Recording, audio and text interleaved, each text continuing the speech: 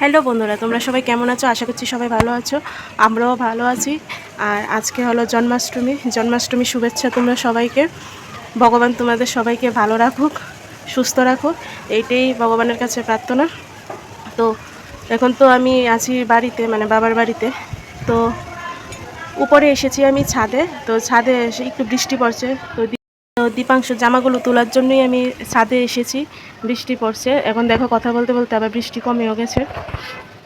তো এই সময় এরকমই হয়, কিছু করার নেই। এভাবেই একবার তুলতে হবে, একবার দিতে হবে। তো এখান থেকেই আমি ভিডিওটা আজকে শুরু করলাম। তোমরা সাথে থাকো, দেখো আমি সারাদিনে কি করি। তো দেখা হচ্ছে একটু পর। এই যে এখানে ছাদ থেকে জামা কাপড়গুলো তুলে আমি এখানে মেলে দিলাম, কারণ একটু একটু শুকিয়েছিল, আবার একটু ভেজাও ছিল, তাই এখানে মেলে দিলাম, শুকিয়ে যাবে। আর এইদিকে মা দীপাংশুকে খাওয়াচ্ছে সকালের খাবারটা। খাওয়াতেই যত যন্ত্রণা। ওকে খাইয়ে নিয়েছে, এখন 1 ঘন্টা লাগিয়ে। যে দীপাংশুর সকালের খাওয়া দাওয়া কমপ্লিট। তো এখন খেলা করছে। এই যে সব কিছু নিয়ে এসেছে খেলার জন্য। আর বিছানার অবস্থা দেখো, বিছানাটার কি অবস্থা। গুছিয়েছিলাম সকালে, ঘুম থেকে উঠে মশারিটা খুলে নিয়েছে। সবগুলো এনে একসাথে এইভাবে রেখেছে। ও সারাদিন এরকমই করে, গুছিয়ে আর রাখা যায় না।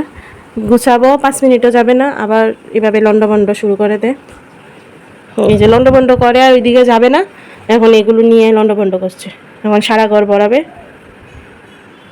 এই দীপাংশু, কেমন আছো? ভালো আছি। ভালো আছো? স্নান কমপ্লিট। তো এখন ও ঘুমাবে। ও ঘুমায় বিকেল দিকেই, কিন্তু আজকে ওকে নিয়ে এখানে যাওয়ার প্ল্যান আছে। যদি বৃষ্টি না থাকে, বৃষ্টি থাকলে আর নিয়ে যেতে পারবো না। তো ওকে এখন ঘুম পাড়িয়ে দেব। তো ঘুমিয়ে উঠলে ওকে খাইয়ে তারপর নিয়ে বেরোবো। ঘুমিয়ে যাও বাবা। আচ্ছা। চোখ বন্ধ করো। হ্যাঁ, আমিও শুবো, তুমি চোখ বন্ধ করো না। আচ্ছা শুচ্ছি, তুমি চোখ বন্ধ করো। আমি শুবো, তো তুমি চোখ বন্ধ করো। আচ্ছা। এই যে দীপাংশু ঘুমিয়ে গেল। তো আমি এখন স্নান করে আসব। তো গুড ইভিনিং বন্ধুরা, অনেকক্ষণ পরে তোমাদের সাথে আবার কথা বলছি। এখন আমরা বের হয়ে গেছি। তো আমরা যাচ্ছি শ্রীকৃষ্ণ মন্দিরে, আজকে জন্মাষ্টমী, তাই দীপাংশুকে নিয়ে একটু যাচ্ছি। তো আমরা বের হয়ে গেলাম। তো এখন গাড়িতে আছি। তো তোমাদেরকেও দেখাচ্ছি, তোমরাও চলো আমাদের সাথে। এই যে আমরা নেমে গেছি গাড়ি থেকে, এখন যাচ্ছি। ডেকোরেশনটা সুন্দরই করেছে, ভালোই লাগছে হাঁটতে। আর দেখো প্রচণ্ড ভিড় ছিল, মানে ঢুকতেই কত কষ্ট হচ্ছে, মানুষ ঠেলে ঠেলে ঢুকতে হচ্ছে, এত পরিমাণ ভিড় ছিল। অনেক বাচ্চারাও ছিল এখানে, কৃষ্ণ সাজিয়ে, রাধা সাজিয়ে, ওদেরকেও দেখতে ভালোই লাগছিল। ওই যে দেখো একটা রাধা সাজিয়েছে, এই যে কৃষ্ণ এরকমভাবে সাজিয়ে নিয়ে গেছে কৃষ্ণ মন্দিরে। ভালোই লাগছে ওদেরকে, ছোট্ট ছোট্ট বাচ্চাদেরকে এভাবে সাজালে দেখতে ভালোই লাগে।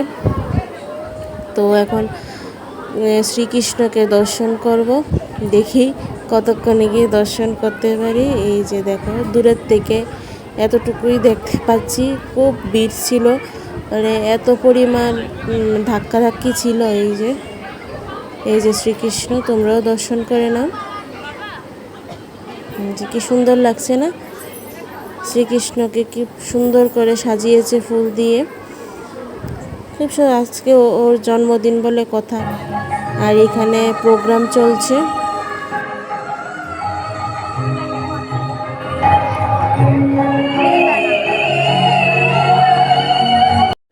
আর এইদিকে মেলা বসেছে, মেলা বেশি বসেনি, অন্যবার আরও বেশি বসে। এবার বৃষ্টির জন্য হয়তো আসতে পারেনি, তাই কিছু কিছু মেলা বসেছে। বাচ্চারা জিনিসও সেই রকম কিছু উঠেনি, স্টেশনারি বেশি উঠেছে আর মিষ্টি উঠেছে। বৃষ্টির জন্য অন্য জায়গায় থেকে মানুষ মেলা নিয়ে আসতে পারেনি, তাই হয়তো মেলা কম। কিন্তু অন্যবার প্রচণ্ড ভিড় থাকে মেলাতে, লুকও থাকে প্রচুর। রাত্রি 12টা 1টা পর্যন্ত লুক থাকে, মেলাও অনেকটা বড় হয়। কিন্তু এবার ছোট মেলা হয়েছে। এই যে লোকনাথ মন্দির, আমরা লোকনাথ মন্দিরও গিয়েছিলাম, তো প্রণাম করে চলে এসেছি। লোকনাথের আরতি চলছিল।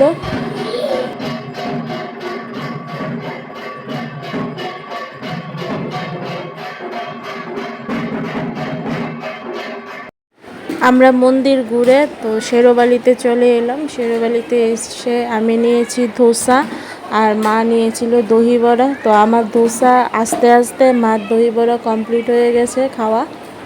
ওই যে দেখো মার বাটিটা পড়ে আছে। আর দীপাংশু একটা আইসক্রিম নিয়েছে আমলের। আর আমাদের যে ধোসার প্লেটটা, এটা থেকে দেখো আঙ্গুল দিয়ে দিয়ে টেস্ট করছে ওর কেমন লাগছে। ধোসা নিয়ে নিয়ে কিন্তু খাচ্ছে না, কিন্তু একদম মুখে নিয়ে নিয়ে ফেলে দিচ্ছে।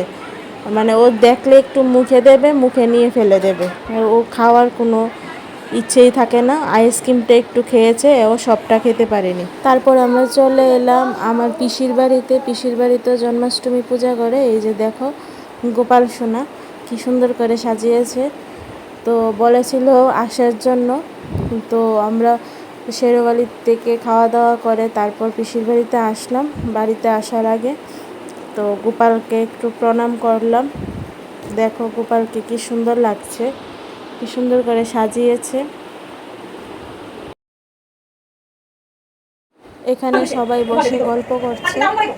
আর দীপাংশু দেখো মার কোলে বসে আছে, ও নামছে না, কারণ ও কোথাও হঠাৎ করে গেলে মানে মিশতে চায় না। এখানে অনেক বোঝানোর পর ঠাকুরের সামনে আনা হলো নমস্কার করার জন্য। তারপরও কারোর সাথে কোনো কথা বলছে না, একদম চুপচাপ। এখানে দাঁড় করিয়ে একটা ফটো তুলেছিলাম, তো এই জন্য দাঁড়িয়েছে। দেখো না, একটা হাসিও নেই মুখে। তো আমরা বাড়িতে চলে আসলাম। এই যে দেখো মা আর দীপাংশু দুইজনে মুখোশ নিয়ে খেলছে। সারা মেলা ঘুরে দীপাংশু শুধু এই মুখোশটা পছন্দ করেছে। আর এই মুখোশটা ওর মাপে না, মানে বড়রার, ওর মাপে আরও ছোট ছিল, কিন্তু না, ও এটাই নেবে, আর কিছু নেয়নি। এই মুখোশটা নিয়ে ও বাড়ি এসেছে। তো এখানেই আজকের ভিডিওটা আমি শেষ করছি। ভিডিওটা কেমন লাগলো অবশ্যই কমেন্ট করে জানাবে। সো টাটা, তোমাদের সাথে দেখা হচ্ছে নেক্সট ভিডিওতে। তো এখন দীপাংশুকে ভাত খাইয়ে ঘুম পাড়িয়ে দেব। So good night, tata. তোমরা সবাই ভালো থাকো, সুস্থ থাকো। তো দেখা হচ্ছে নেক্সট ভিডিওতে।